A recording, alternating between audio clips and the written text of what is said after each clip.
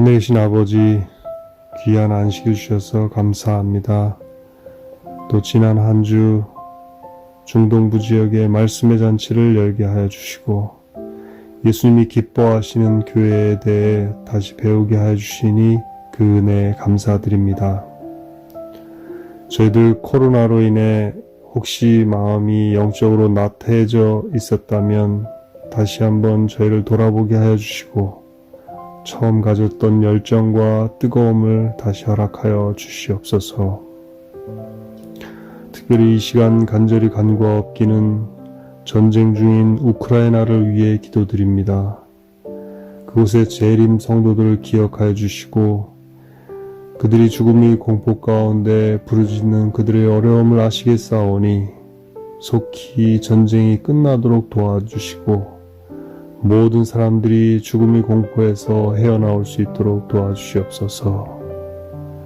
또 끝나지 않는 코로나로 인해 죽어가고 고통당하는 모든 사람들을 회복하여 주시고 이 질병을 속히 거둬 주시옵소서.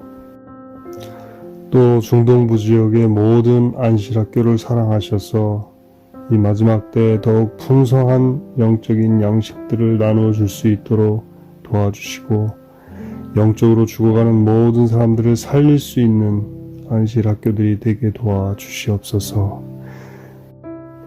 속히 모두 준비되어 얼굴과 얼굴을 대면하여 하늘 안식학교에서 모두 만나서 주님께 찬양과 감사하는 모든 반생들이 되게 하여 주시옵소서. 또 오늘 준비된 순서 위에 축복하셔서 은혜가 넘치는 한 시간 되게 하여 주시옵기를 이 모든 말씀 예수님의 이름으로 간절히 기도드렸습니다.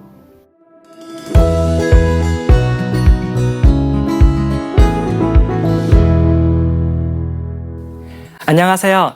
미 중동부에 계신 성도 여러분. 그리고 각 지역에서 참여하신 모든 분들을 진심으로 환영합니다.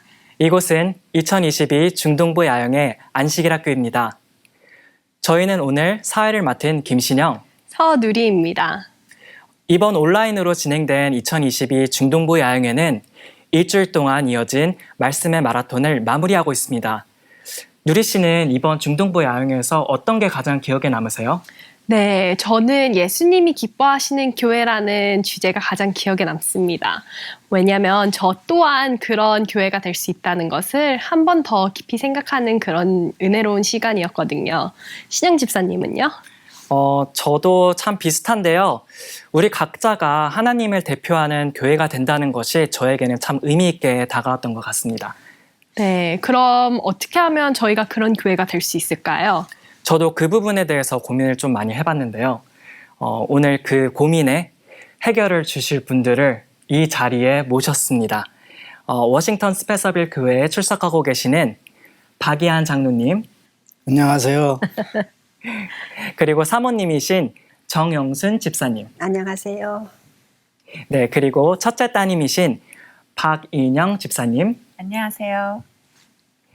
그리고 정영순 집사님의 인도로 저희 재림교인이 되신 장정희 집사님. 안녕하세요. 네, 그리고 마지막으로 저희 워싱턴 스펜서빌 재림교회의 담임 목회자이신 윤영아 목사님 이곳에 모셨습니다. 환영합니다. 안녕하십니까. 안녕하세요. 어떤 이야기들이 펼쳐질지 너무 기대가 되는데요. 윤여아 목사님께서 간단하게 소개를 해주세요. 네, 우리 박의환 장로님과 정영순 집사님은 한국에 사시다가 아르헨티나와 브라질을 거쳐 미국으로 오시게 됐습니다. 움직이는 교회로서 그 신앙의 여정 가운데 자녀들 그리고 손주들 그리고 귀한 영혼들을 주님께로 인도한 경험이 있습니다. 그 귀한 이야기를 오늘 들어보도록 하겠습니다. 자, 먼저 우리 박의환 장로님 어떻게 재림교인이 되셨어요? 예, 저는 강화도 외포리에서 배를 타고 1시간쯤 가게 되면은 아차도라는 섬이 있습니다. 그곳에는 교회가 하나밖에 없습니다. 저희 아버님 어머니께서 그 감리교회를 다니셨는데 신앙이 너무 좋으셔서 인천에서 집회가 있을 때면은 나룻배를 노져가면서 다녀오시곤 했습니다. 네, 그렇군요. 그러시던 중 보름도에 사시는 그 도현성 목사님 아버님께서 육지에 나가셔서 안식일 진리를 받고 오셔가지고 저희 아버지에게 그 안식일 진리를 가르쳐 주셨습니다. 네.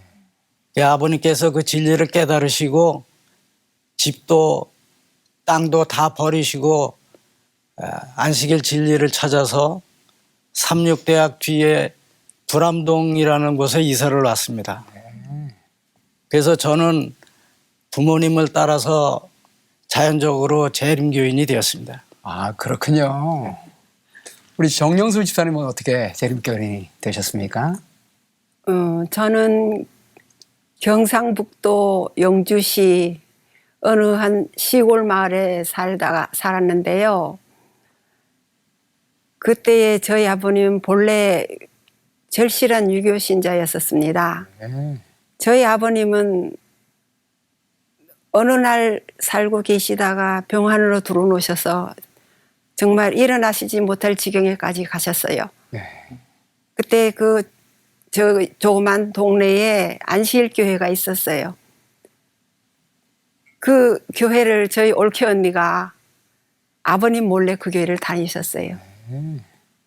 그래서 올케 언니는 그 문중 어른들에게 찾아오셔서 제가 아버님에 대해서 말씀 좀 드릴 게 있습니다 하고 여쭤봤어요. 그러니까 문중 어른들이 그러면 네가 말을 해봐라 하니까 올케 언니가 아버님 병환이 이렇게 안 나으시니까 저희 교회 교인들 몇 분을 모시고 와서 아버님 병 낫기를 좀 기도했으면 좋겠습니다 말씀을 드렸어요. 그러니까 저희 문중 어른들이 말씀하시기를 우리가 해볼 대로 다 해보고 했는데 이렇게 안 나으시니까 그럼 네가 어떻게 한번 병 낫기를 기도해봐라 그러고 말씀해 주셨어요. 그래서 올케 언니는 교회 가서 집사님들 한 6, 7분을 모시고 저희 집에 오셔서 밤낮으로 찬미하고 또 기도하고 말씀 보고 이러기를 끊임없이 하셨어요. 한 사흘 정도 지났는 정도 됐는데 아버님을 위해서 또 교인들이 모여 앉아서 또 기도하던 중에 그때 제가 옆에 이렇게 어린 나이인데도 6, 7살 됐을 거예요. 있는데 이걸 봤어요. 아버님이 눈을 뜨시면서 하고 일어나시는 거예요. 그래서 그때부터 저희 아버님 사형제분인데 그 사형제분의 온 가족하고 또 저희 가족이 다 안식일 교회로 개종하게 되었습니다. 아멘. 네. 의사도 고치기 힘든 병을 앓고 누워 계신 분을 위해서 온 주변 교인들이 모여서 3일 밤낮으로 이렇게 기도하시고 하셨다는 데서 큰 믿음이 느껴지는 것 같습니다. 그분들이 정말 움직이는 그런 교회의 역할을 하신 것 같습니다. 네, 맞습니다. 두 분이 재림신앙을 받아들인 이야기를 들으면서 하나님께서 역사하셨음을 느끼게 되네요. 우리 집사님 브라질에서 사업하시면서 거기에서도 하나님께서 역사하신 이야기가 있다고 들었는데 그 부분을 좀 나누어 주시겠습니까? 네. 제가 브라질 상파울에서 2년 동안 공장에서 도매상으로 옷을 납품하는 일을 어느 한 장로님으로 통해서 소개를 받고 일을 하게 되었습니다. 저는 항상 일을 나가기 전에 옷도 샘플 몇 장 넣고 전도지도 같이 넣고 다녔습니다.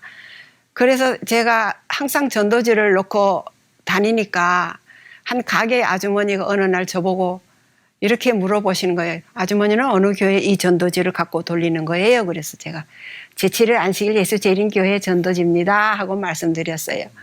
그런 다음 날 또 그 집을 갔는데 그 아주머니가 저에게 샘플 한 장 주시면서 이 옷 좀 갖다 주시겠냐고 그래요. 그래서 제가 저한테는 이 샘플이 없습니다 아주머니 그랬더니 내가 어디 가서 가게가 있는 걸 가르쳐 줄 테니까 거기 가서 좀 갖다 주세요. 그래요.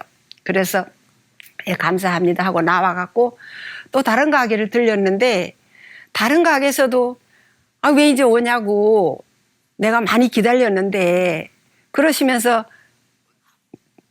옷을 좀 갖다 달라고 저한테 말씀하셨어요. 그래서 아우 신기한 일이네. 어떻게 오늘 이렇게 많은 일을 저한테 하나님께서 주셨을까 하면서 그 제품집에 찾아가서 옷을 달라고 그 많은 양을 얘기를 했더니 그분은 저를 얼굴도 모르고 한 번도 거래도 안 해봤고 제가 어디 사는지도 몰라요. 아, 그러는데 서슴없이 물건을 내주셔요.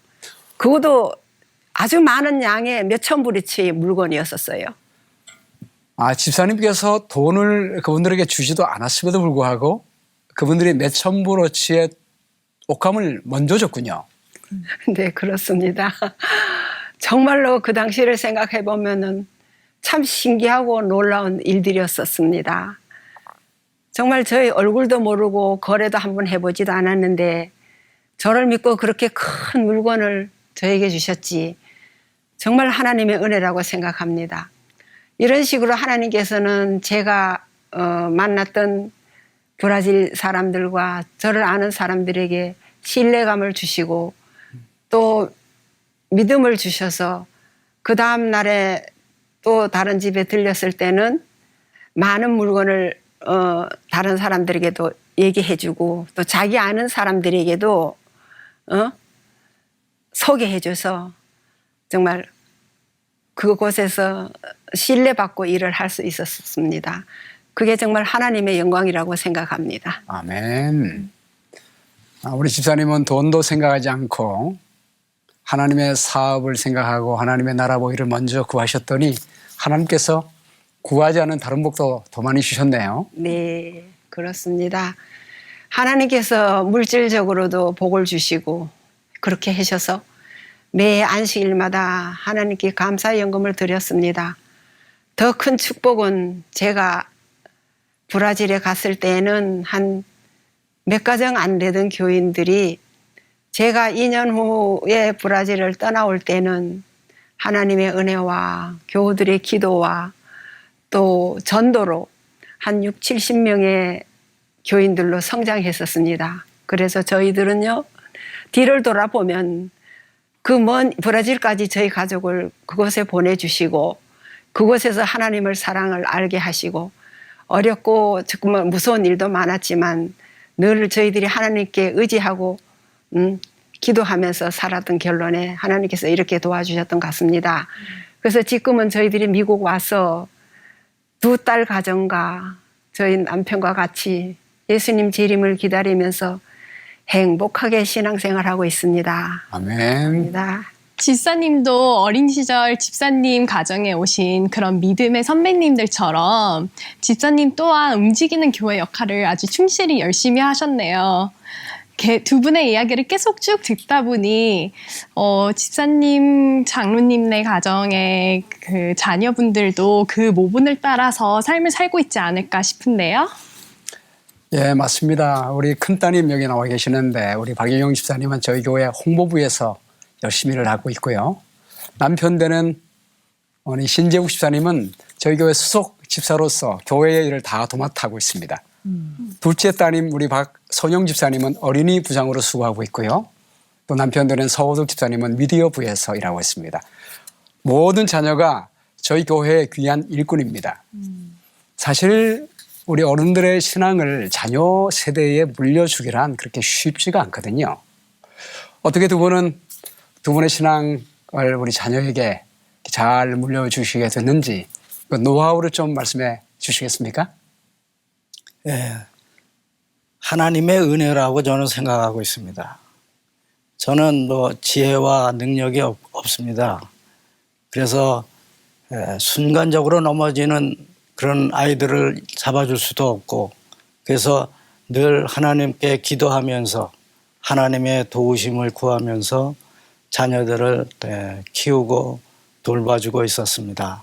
네, 정말 아름답습니다. 자녀에 이어서 손주들까지 3대가 한 신앙 안에 있다는 게 쉽지만은 않을 것 같은데요.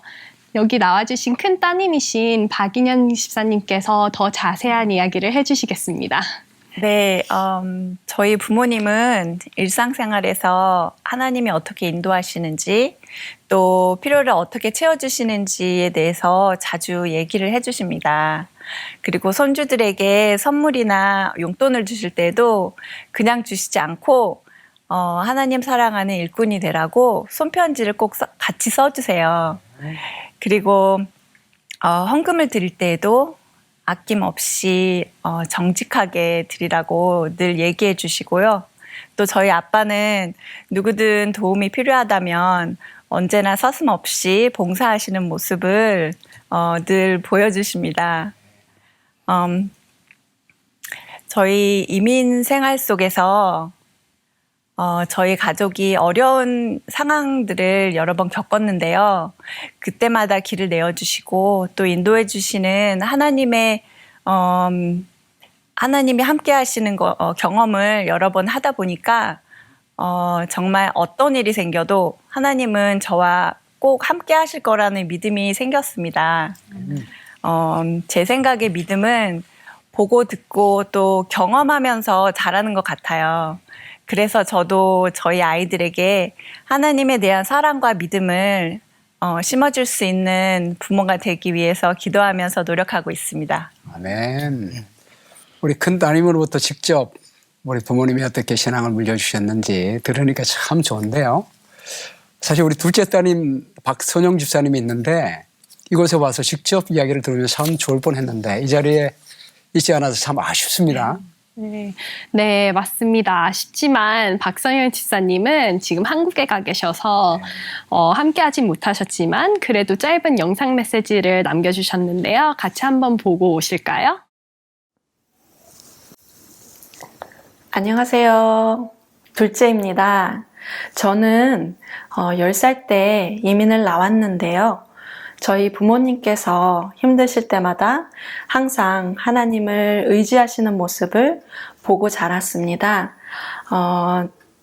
제가 중고등학교 때 기억나는 것은 저희 엄마가 매일 아침에 부엌에서 아침 식사를 준비하시기 전에 무릎을 꿇고 하나님께 기도하시는 모습을 봤던 기억이 아직도 생생합니다.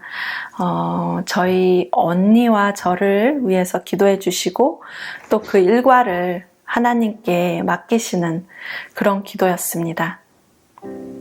아빠는 어느 날 너무 힘드셨는지 저녁 예배 시간에 매일 매 순간을 살아갈 때란 찬미를 부르시면서 우시더라고요. 그날 아빠가 정말 많이 힘드셨구나라고 생각했던 기억이 납니다. 그래서 그런지 저도 이 찬미를 부를 때마다 힘드셨을 아빠에게 새 힘을 주셨던 예수님을 생각하게 됩니다. 또 부모님께서 저희에게 보여주신 신앙의 모본을 정말 소중하게 생각하기에 저희 또한 저희 자녀에게 하나님에 대한 사랑과 예수님에 대한 믿음을 물려주고자 열심히 노력하고 기도하고 있습니다. 네, 박선영 집사님의 이야기를 들으니 저도 결혼한 지 지금 1주년이 아직 안 됐거든요. 근데 아이가 나중에 태어나면은 말로만 교회를 다녀라 그렇게 하지 않고 집사님과 장로님처럼 참 믿음의 그런 모습으로 아이들에게 신앙교육을 시키는 그런 부모가 되겠다는 다짐을 하게 되는 것 같아요. 네, 저 또한 아직 아이가 없지만 비슷한 생각을 하게 된 것 같습니다. 그리고 또한 두 분께서는 미국에 이민 오신 이후에도 영혼을 구원한 아주 특별한 이야기가 있다고 들었어요. 박 장로님께서 이야기해 주시겠습니까? 네. 제가 워싱턴 스펜서빌 교회에 와서 침례 공부를 두 분에게 시켜본 경험이 있습니다. 근데 한 분은 남자분이고 한 분은 여자분이신데 남자분은 한국에 계실 때에 고등학교 수학 선생님으로 일하시다가 은퇴하시고 지금 계신 분인데 그분과 한 몇 주에 걸쳐서 침례 공부를 같이 했습니다. 그랬더니 그분께서 진리를 깨달으시고 침례를 결심하고 또 침례까지 받으시고 지금은 뭐 신앙생활을 열심히 하고 계시고 또 여자분은 할머니십니다. 근데 저와 한 몇 주 또 공부를 같이 했어요. 하고 또 진리를 깨달으시고 받아들이시고 침례 받고 지금도 신앙생활 열심히 하고 계시고 이 모든 것이 다 하나님의 은혜라고 저는 생각을 하고 있습니다. 아멘. 하나님께 감사하고 있습니다. 아멘. 우리 장로님 직접 성경을 가르쳐 주시고 또 침례까지 받게 하는 그런 귀한 경험의 이야기를 해줄 때 우리 많은 우리 성도님들이 좋은 신선한 도전이 될 것 같습니다. 우리 정영순 집사님도 미국에 오셔서 우리 브라질에서 했던 것처럼 똑같이 정직한 삶을 살아갈 때 귀한 영혼을 인도하셨다고 들었습니다. 그 장본인이 여기에 남아 계십니다. 우리 장정희 집사님이신데요. 우리 장정희 집사님으로부터 직접 우리 하나님께서 우리 정영순 집사님을 통해서 어떻게 역사하셨는지 좀 말씀해 주시면 감사하겠습니다. 제가 정영순 집사님을 만나게 된 것은 정말 하나님의 계획이었고 은혜였다고 생각합니다. 그 이디오피아의 내시가 하나님을 사랑하고 정말 말씀을 깨닫기를 원했을 때 빌립을 보내셨잖아요. 네. 그렇듯이 저에게는 하나님이 정영순 집사님을 보내주신 것 같아요. 네. 지금도 처음 만났을 때 기억이 아주 생생한데요. 집사님은 제7일 안식일 예수 재림교 워싱턴 스펜서빌 교회에 다닌다고 말씀을 하셨고요. 아주 자랑스러워 하셨습니다. 아주 첫인상도 좋으셨고 겪어보니까 하나님도 너무 사랑하시고 신실하게 믿으시는 분이셨어요.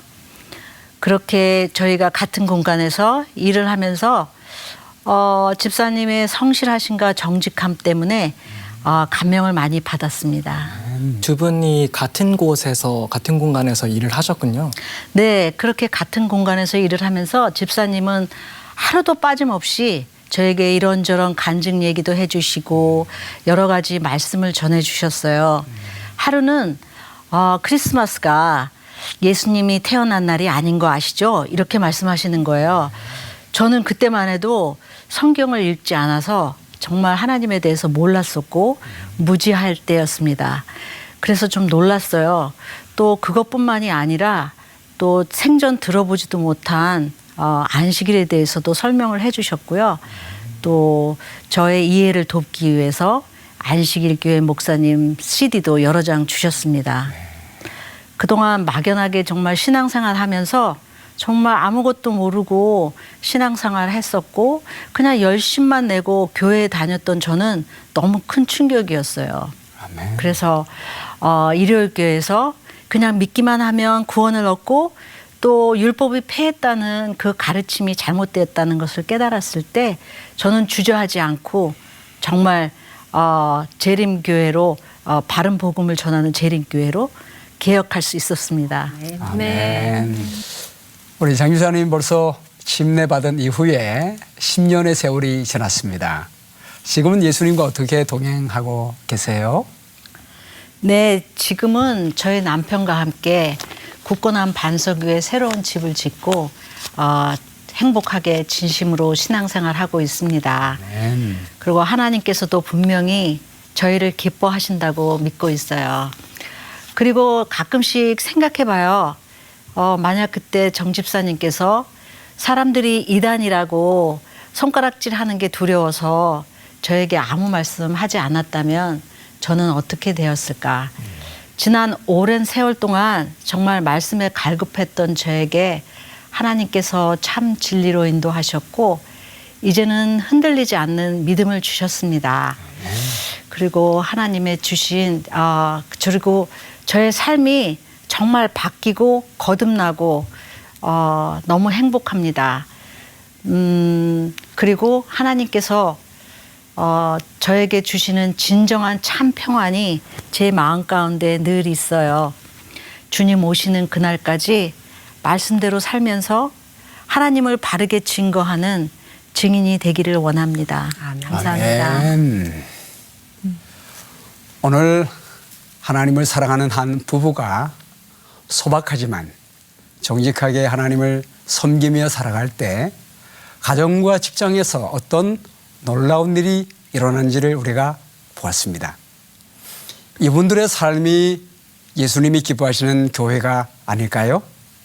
우리가 교회입니다. 우리의 삶이 교회입니다. 하나님께서 여러분의 삶도 성령 안에서 예수님이 기뻐하시는 교회로 인도하실 것을 믿습니다.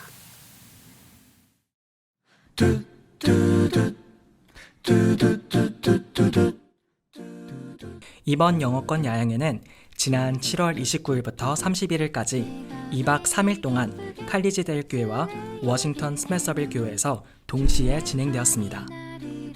어린 아이들부터 어른들까지 약 450명이 참석한 가운데 뜨거운 찬양과 말씀 나눔의 시간을 가졌습니다. 그 감동적인 만남의 현장, 영상으로 만나보겠습니다.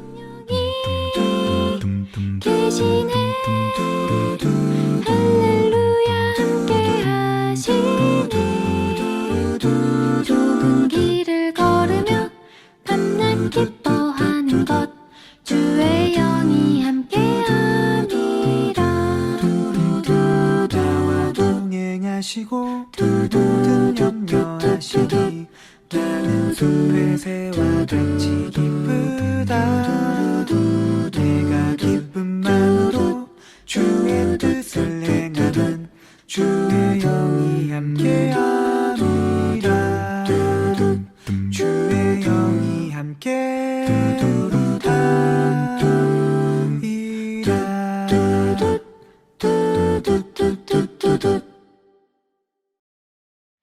이번 한사모는 8월 1일부터 오늘까지 볼티모어 한인교회에서 약 50명의 재림 청년들이 모여서 값진 신앙 나눔의 시간을 가지고 있습니다.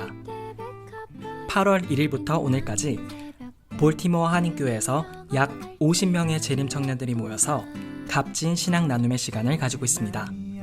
은혜 넘치는 찬양과 감동의 말씀, 그리고 사랑의 교제를 통하여 이곳에 모인 재림 청년들은 마음의 곳간을 믿음으로 가득 채우고 있습니다.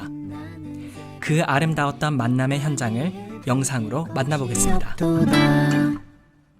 내 맘의 모든 염려 이 세상 보라고 주님 항상 같이 하여 주시고, 시험을 당할 때에 악마의 개교를 즉시 물리치사 나를 지키네. 온 세상 날 버려도 주 예수 안 버려 끝까지 나를 돌아보시니. 주는 저 산 밑에 백합 빛나는 새벽별 이 땅 위에 비길 것이 없도다.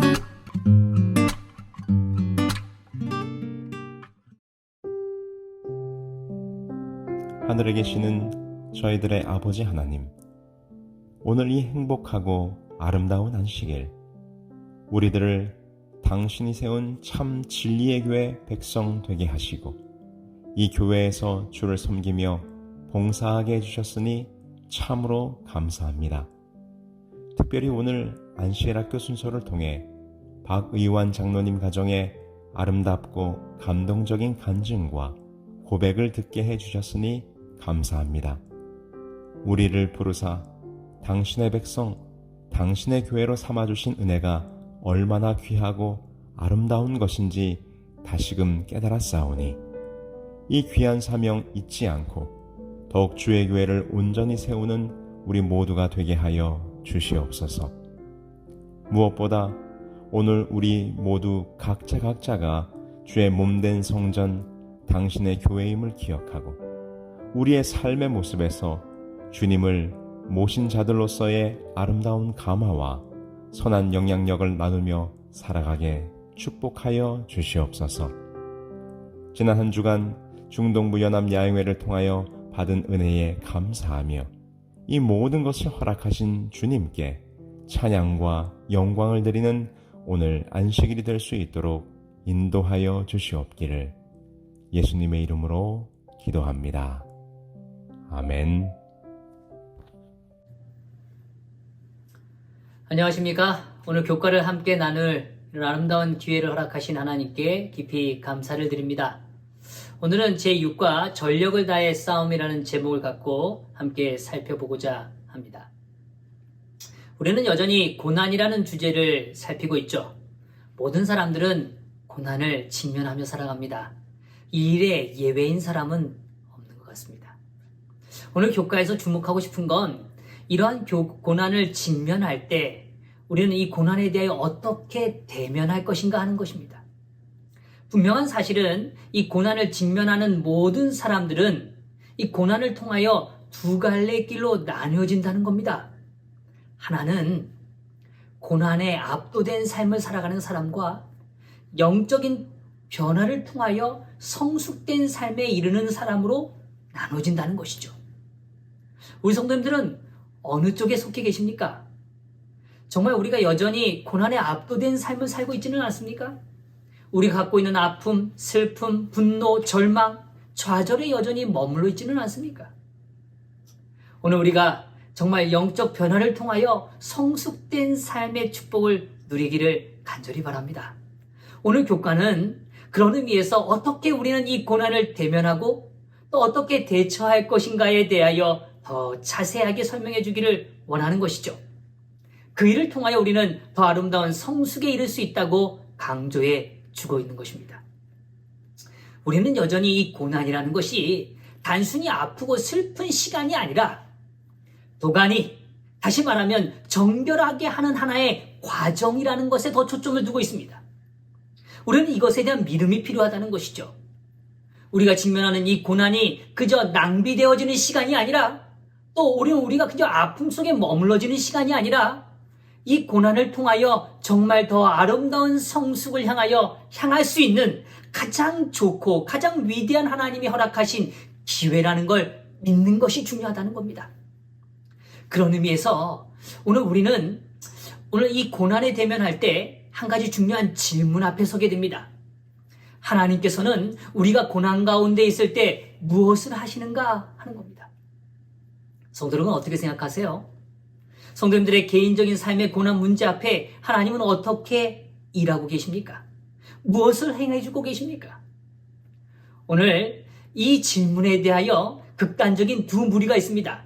하나는 우리가 어떤 일을 하든 하나님은 사실은 어떤 일도 하지 않으신다고 얘기하는 사람과 오늘 우리가 어떤 걸 하지 않아도 하나님은 그 일에 대하여 전적인 책임을 지신다라는 것에 대하여 나눠주는 견해죠. 성도 여러분 어느 견해가 더 마음에 끌리시고 또 느껴지시나요? 하나님께서 모든 걸 다 하시니까 난 아무것도 안 해도 된다고 생각하십니까? 아니면 하나님은 하실 수 없거나 하시지 않기 때문에 내 힘으로 고난의 문제를 해결해야 된다고 믿으십니까? 사실 이 둘 다 하나님이 원하시는 참된 신앙의 자세는 아니라는 겁니다. 특별히 성경이 오늘 우리에게 밝혀주는 진리의 빛과는 일치되지 않는다는 것이죠. 그렇다면 무엇일까요? 고난 앞에 하나님의 역할과 인간의 역할은 공존하게 되어 있다는 것입니다. 하나님의 역할과 인간의 역할이 함께 할 때, 함께 힘을 합쳐질 때, 그럴 때 오늘 우리는 고난을 아름다운 성장의 기회로 만들어낼 수 있다고 성경은 말해주는 것이죠. 그런 의미에서 오늘 우리는 하나님의 역할과 인간의 역할에 대하여 분명한 깨달음이 필요된다는 것입니다. 오늘 이 역할에 대한 이해에 앞서 한 가지 생각을 조금 더 해보려고 합니다. 사람과 동물의 차이가 무엇인지 아십니까? 또 사람들 중에서 성공하는 사람과 그렇지 않은 사람의 차이점이 무엇인지를 아십니까? 사실 이것에 대한 이해는 여러 견해와 여러 관점들이 존재할 것입니다. 그런데요, 스티븐 코비 박사는 자신의 책 성공하는 이들의 7가지 습관 속에서 다음과 같은 사실을 우리에게 강조하고 설명해주고 있습니다. 인간과 동물의 차이, 성공적인 삶을 살아가는 사람들의 차이점은 바로 여기 있다는 거예요. 그것이 무엇인가 하면 사람은 누구나 자극을 받고 살아간다는 겁니다. 그 자극에 대하여 반응하는 게 삶이라는 겁니다. 그런데 그 자극에 대하여 반응할 때 두 개의 부류로 나눠진다는 거예요. 자극에 대하여 무조건적인 반응을 하는 사람들은 동물과 가깝다는 겁니다. 동물들은 그렇다는 거예요. 관습적으로 정해진 패턴에 따라서 자극이 오면 그저 그 정해진 틀에 따라 반응한다는 겁니다. 그런데 인간은 다르다는 거예요. 자극이 오면 그 반응에 대한 중간지대, 다시 말하면 바로 빈 공간이 존재한다는 것입니다. 이 빈 공간은 그저 비어있다는 의미가 아니라 어떤 사람에겐 비어져 버려지는 공간이지만 어떤 사람에겐 가치 있게 활용되어지는 매우 중요한 본질이 담겨있는 공간이라는 것이죠. 그 공간은 바로 선택의 자유가 머무는 공간입니다. 자극이 옵니다. 그 자극을 그저 무조건적인 반응이 아니라 나의 선택적 반응으로 그 반응을 만들어갈 수 있는 건 인간이 가지고 있는 놀라운 특성이라는 것이죠. 특별히 인간 중에서도 성공을 경험하는 사람들이 가지고 있는 놀라운 특징 중에 하나가 바로 이 자극과 반응의 중간지대를 활용하느냐 하지 못하느냐의 차이에 있다는 것입니다. 그런데요, 성경은 이 일에 대하여 조금 더 명확한 답을 제공해 주고 있다는 겁니다. 다시 말하면 고난이 옵니다. 근데 그 고난이라는 이 자극에 대하여 우리가 어떻게 반응할 것인가는 우리가 선택의 영역의 한 부분일 수 있다는 거예요. 그러나 인간의 영역만으로는 제한되어 있지 않다라고 얘기합니다. 정말 고난을 영적인 성숙과 아름다운 변화의 기회가 될 수 있기 원한다면 하나님과 인간의 역할이 공존하는 이 지대에 대한 이해가 필요된다는 것이죠. 하나님의 역할을 분명히 이해하고 인간의 역할을 명확히 이해할 때는 바로 이 고난의 문제를 더 아름답게, 더 가치 있게 반응할 수 있게 된다는 것이죠. 그런 의미에서 오늘 교과는 우리에게 이 고난에 직면하고 있는 이 문제에 대하여 세 가지 역할을 우리에게 설명해 주고 있는 것입니다. 고난이 옵니다. 고난이 올 때 진리는 역할을 하게 되어 있습니다. 더불어 자유의지의 역할이 발휘됩니다. 그리고 세 번째로 약속의 역할이 이루어지게 된다는 거죠. 어떤 분들은 물으실 수 있습니다. 모든 사람이 그렇습니까? 네, 모든 사람이 이 세 가지를 다 누릴 수 있습니다. 제 이야기 속에 답을 좀 확실히 갖고 계시죠? 누릴 수 있다는 가능성이 있다는 거죠. 그러나 그것을 취하느냐 안 하느냐는 그것을 깨닫고 그것을 받아들이느냐 안 하느냐에 따라서 차이가 생겨난다는 것입니다. 그런 의미에서 오늘 우리는 이 세 가지 역할에 대해서 명확하고 또 확실하게 이해함으로 인하여 조금 더 우리의 영적인 성장에 도움을 얻게 되기를 간절히 바랍니다. 첫 번째는 진리의 역할입니다. 이 진리의 역할은 성령님께서 하시는 역할이죠. 요한복음 16장 13절엔 이렇게 말씀해 주고 계십니다. 그러하나 진리의 성령이 오시면 그가 너희를 모든 진리 가운데로 인도하시리니. 성령님이 임재하실 때 일어나는 변화가 있습니다. 그것은 무엇인가 하면 우리를 진리로 인도하신다는 것입니다. 성도 여러분, 이쯤에서 제가 한 질문을 좀 드려보고 싶습니다. 하나님은요, 누군가를 즉시로 변화시킬 수 있을까요? 그러실 수 있다고 믿으십니까? 네, 즉시로 변화시킬 수 있으십니다. 그는 그렇게 하실 수 있습니다. 그러나 일반적으로는 그렇게 하지 않으신다는 거예요. 이게 무슨 의미냐고요? 전 다음의 문장을 조금 더 같이 한번 생각해 보고 싶습니다. 성령님은 우리에게 죄인이라는 확신을 주시지만 회개를 강요하지는 않으신다. 성령님은 하나님의 품성에 대한 확신을 주시지만 그분을 믿도록 강요하지는 않으신다. 성령님은 참된 진리에 대한 확신을 주시지만 그것을 받아들이도록 강요하지는 않으신다. 여기 반복되는 두 개의 단어를 좀 확인하셨습니까? 바로 확신과 강요입니다. 하나님은 우리에게 확신을 불어넣으실 수 있으세요. 그러나 그것을 강요하실 수는 없습니다. 하나님 우리에게 죄라는 것을 깨닫게 하시고 죄인이라는 사실을 확신시켜 주십니다. 그러나 회개는 강요하실 수 없는 분이세요. 성령님께서는 우리에게 의라는 열매에 대하여 확신을 주실 수 있습니다. 하나님의 품성을 보여주실 수 있죠. 그러나 그것을 믿도록 강요하실 수는 없습니다. 성령님은 참된 진리에 대하여 확신을 주실 수 있습니다. 그러나 그것을 받아들이도록 강요하지는 못하신다는 겁니다. 다시 말하면 성령님은 오늘 우리의 고난 가운데 진리의 빛을 끊임없이 불어넣어 주시는 분이십니다. 죄라는 걸 깨닫게 하시고 하나님의 품성의 의에 대한 열매에 대하여 간절함을 느낄 수 있도록 확신을 불어넣어 주시죠. 그리고 참된 진리에 대한 깨달음을 주십니다. 그러나 그것을 취하는 건 누구의 몫입니까? 바로 우리가 선택하는 것입니다. 왜요? 오늘 우리에게 하나님은 자유의지를 선물로 주셨기 때문입니다. 오늘 사도행적엔 다음과 같은 글이 있습니다. 죄를 깨닫게 하시고 그 마음의 의의 원칙을 제시하신 성령께서는 이 세상 사물에 대한 애정을 제거하시고 그 영혼들을 성결에 대한 갈망으로 채워주신다. 구주께서는 그가 너희를 모든 진리 가운데로 인도하시리라고 선언하셨다. 만일 사람들이 하나님에 의하여 꼴지음 받기를 원한다면 전 존재의 성화가 이루어질 것이다. 성령께서는 하나님의 사물들을 취하여 그 영혼에게 인치실 것이다. 아멘.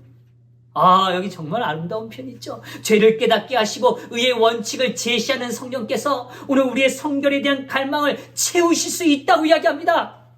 그런데요, 오늘 성령께서 우리에게 하늘의 사물들로 인치시기 위해서는 무엇이 필요하다고 이야기합니까? 하나님에 의하여 꼴지음 받기를 원해야 된다고 이야기합니다. 우리가 원하지 않으면 절대로 그 일은 일어날 수 없다는 것입니다. 이제 분명히 이해하시겠죠? 지난 한 주 동안 우리는 정말 영적인 축복을 많이 누리는 한 주를 보냈습니다. 하나님께서 많은 진리의 기별들로 우리의 이 마지막 시대를 일깨우는 귀한 기별들을 우리에게 주셨죠.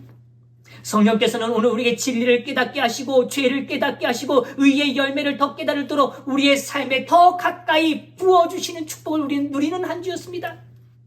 그러나 그것이 나의 것으로 받아들이고 취하는 것은 누구의 몫이라고요? 오늘 우리들의 몫이라는 겁니다. 그때 바로 자유의지가 발휘되는 것이죠. 오늘 이 고난이 있습니다. 고난 가운데 오늘 진리의 역할이 발휘됩니다. 그와 더불어 일어나는 일이 있다는 거예요. 바로 자유의지의 역할이라는 것입니다. 이것은 매우 중요한 것이죠. 오늘 이것에 대하여 사도 바울은 골로새서 1장 29절에서 다음과 같이 말씀해 주시죠. 이를 위하여 나도 내 속에서 능력으로 역사하시는 이의 역사를 따라 힘을 다하여 수고하노라. 바울은 골로새서 1장 28절에서 언급되어지는 내용을 기초로 그 목적을 위하여 오늘 나는 수고한다라고 이야기하고 있는 것입니다. 그러면 사도 바울이 말하는 그 목적이 무엇일까요? 골로새서 1장 28절에는 분명히 말합니다. 모든 사람을 그리스도 예수 안에서 온전한 자로 세우려 합니다라고 말하죠. 그리스도 예수 안에서 온전한 자로 세우기 위하여 사도 바울은 자신의 온 힘을 다한다고 이야기하는 것입니다. 그것을 위하여 오늘 사도 바울은 살아간다고 고백하는 겁니다. 성도 여러분, 여기 발견하셨습니까? 오늘 사도 바울은 이미 자유의지를 활용하고 있습니다. 하나님의 성령의 감화에 따라서 오늘 그는 자신의 삶의 목적을 깨닫게 됩니다. 의의 열매를 보게 된 것이죠. 그 열매를 향하여 적극적으로 수동적인 삶이 아니라 그저 죄를 해결하기 위하여 죄를 피하기 위한 그냥 수동적인 삶이 아니라 하나님이 보여주시는 거룩한 뜻을 향하여 나아가는 삶의 모습을 여기 고백하고 있는 것이죠. 이미 거룩한 자유의지가 활용되고 있는 걸 느껴지십니까? 네, 바로 이겁니다. 오늘 나의 뜻을 내려놓고 하나님의 거룩한 뜻 앞에 내 삶을 드리는 일, 나의 뜻을 결심하는 일, 나의 시간과 에너지를 기꺼이 하나님께 드리는 일, 이것이 바로 자유의지의 활용인 것이죠. 오늘 그런데 사도 바울은요, 이런 목적을 위하여 어떻게 일한다고 이야기합니까?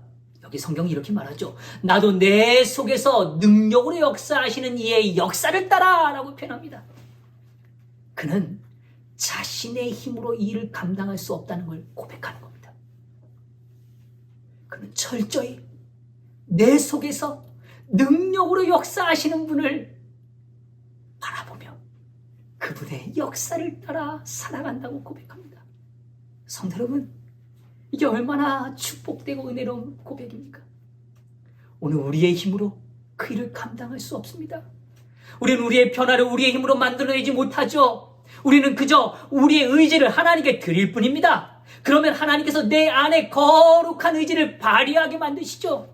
낙담된 마음에 소망을 주시고 절망 가운데 희망을 빛을 우리를 이게 허락해 주신다는 겁니다.